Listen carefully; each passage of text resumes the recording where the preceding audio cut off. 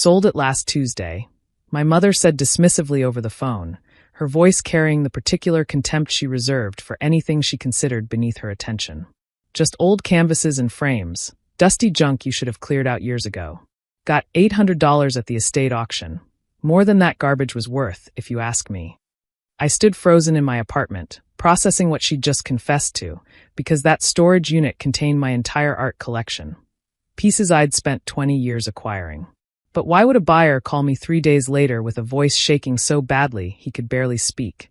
And why did his next words make my knees buckle? "Ma'am, do you know what was in that unit? I'm an art dealer. I've been in this business for 30 years. He paused, audibly collecting himself. These old canvases include works by 3 artists whose paintings have sold for 6 and 7 figures at major auction houses. What are you saying? I'm legally and ethically required to inform you that your mother sold approximately $3.2 million worth of art for $800. His voice cracked. Who told her these were worthless? Because someone either lied to her or she made assumptions that destroyed something irreplaceable. The art collection had been my secret sanctuary. For 20 years, I'd been quietly acquiring pieces. Not for investment, though that's what they'd become, but for love. Art had saved me during the darkest periods of my life. My divorce, my career struggles, the years when my family made clear I was the disappointing daughter who'd never lived up to expectations. I'd discovered emerging artists before they became famous. I'd bought pieces from gallery shows that nobody attended, from estate sales where families didn't understand what they were selling, from artists directly when I believed in their vision. The collection had started as therapy and evolved into something extraordinary. But I'd kept it hidden. My family, particularly my mother, had always dismissed my interests as frivolous. Art was decorations. Collecting was hoarding. My eye for undiscovered talent was wasting money on garbage. So I'd stored the collection in a climate-controlled unit, visiting privately, never telling anyone what I'd accumulated. Until my mother decided to help by selling it. The storage unit had been rented in my name, but billed to a bank account my mother had access to. A financial arrangement from years earlier, when I'd been struggling and she'd helped with expenses. I'd long since become self-sufficient, but the automatic payments had continued, and I'd never thought to change them. When I'd missed 3 months of rent due to a billing error I hadn't noticed, the storage company had contacted the account holder, my mother. Instead of telling me about the issue, she decided to handle it herself. Those paintings were worthless anyway, she'd said when I'd called to confirm what had happened. I went to look before the auction. Old dusty, most of them not even signed properly. The auctioneer agreed they were junk. You went through my belongings without telling me? I was doing you a favor. You should be thanking me for cleaning up your mess. That mess was worth $3.2 million. The silence on the line was long and uncomfortable. That's impossible. They were original works by artists whose careers I followed for 20 years. Artists who are now represented in major museums. Artists whose early pieces, the ones I bought, are considered historically significant. Well, how was I supposed to know that? You could have asked me before selling my property. The art dealer's name was Marcus Whitmore. He'd bought the entire contents of my unit for $800 at what the auction house called an estate clearance sale. The category reserved for abandoned storage units and deceased persons' belongings. When he'd unpacked the crates in his gallery storage, he'd realized immediately what he was looking at. The Hernandez piece alone is worth $400,000 on current markets, he told me during our first meeting. The 2 Johansson watercolors, she's dead now, and her early work is extremely rare, probably $350,000 each. The Okafor sculpture collection, the unsigned preliminary studies by artists who later became famous. He spread photographs across the table. You have had one of the most impressive private collections of emerging to established contemporary art I've ever seen outside of museum holdings. How did you build this? I loved art. I had an eye for talent. I bought what moved me. You bought what moved you, and it turns out you have extraordinary instincts. He shook his head. Ms. Patterson, I've been doing this for 3 decades. I've never seen anyone with your track record for identifying artists before they break through. None of that matters now. My mother sold it for $800. The legal situation was complicated. Marcus had purchased the collection through a legitimate auction. He'd paid the asking price in good faith. Legally, he owned the art, but the sale itself might be voidable. My mother had no authority to sell my property. The storage company should have contacted me directly before auctioning my belongings. The auction house had potentially failed to perform due diligence on ownership. There are arguments on both sides, my attorney explained. But litigation would be expensive, lengthy, and uncertain. Mr. Whitmore could tie this up for years, and even if you won, the collection might be dispersed by then. What's the alternative? Negotiation. Mr. Whitmore seems genuinely disturbed by how he acquired the collection. He might be willing to work something out. Marcus made an offer that surprised me. I'll sell the collection back to you at my cost, $800, on one condition. What condition? Let me represent you as an art advisor. Let me document and authenticate your collection properly. Let me help you build it further. He leaned forward. Ms. Patterson, you have a gift. What you built over 20 years, without formal training, without gallery connections, without anyone helping you, it's remarkable. I want to work with you. Why? You could make millions selling these pieces. I could make money. I could also build a reputation as someone who helped a legitimate collector recover what was wrongfully taken from her. In my business, reputation matters more than any single transaction. And if I say no? Then I'll sell the collection at fair market prices and donate the proceeds minus my costs to an arts education charity. I won't profit from your mother's mistake, but I'd rather help you recover what's yours. The recovery process took 3 months. Marcus worked with the auction house, the storage company, and legal counsel to unwind the sale properly.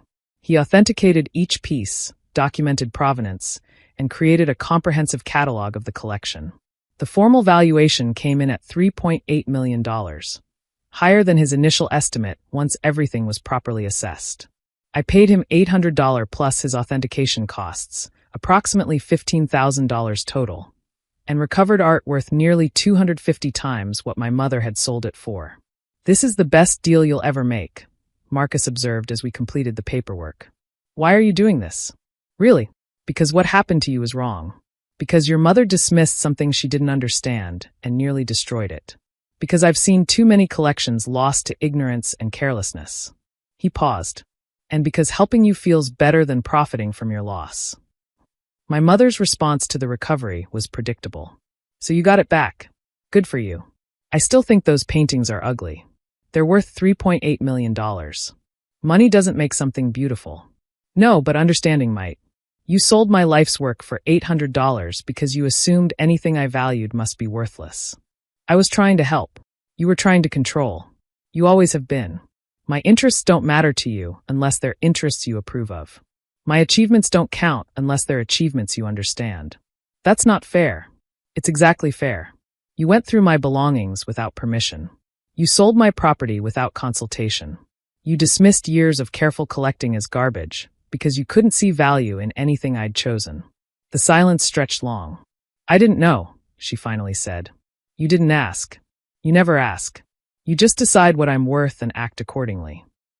The collection is properly housed now. Marcus helped me find appropriate storage, museum quality climate control, proper security, professional management. Some pieces are on loan to galleries. Others are being considered for museum acquisitions. The garbage my mother sold for $800 has become a recognized collection, documented in art world publications, cited as an example of visionary collecting. I've started building again, too. Marcus introduces me to emerging artists, and my instincts remain sharp. The gift that saved me during dark years continues to bring light. My relationship with my mother didn't survive the incident intact. We speak occasionally, holidays, family emergencies, but the easy dismissal she'd always shown me had finally produced consequences she couldn't ignore. I said I was sorry, she told me during one of our stilted conversations. You said you were sorry I was upset. That's different from being sorry for what you did. I made a mistake. You made a choice. You chose to sell my belongings without asking.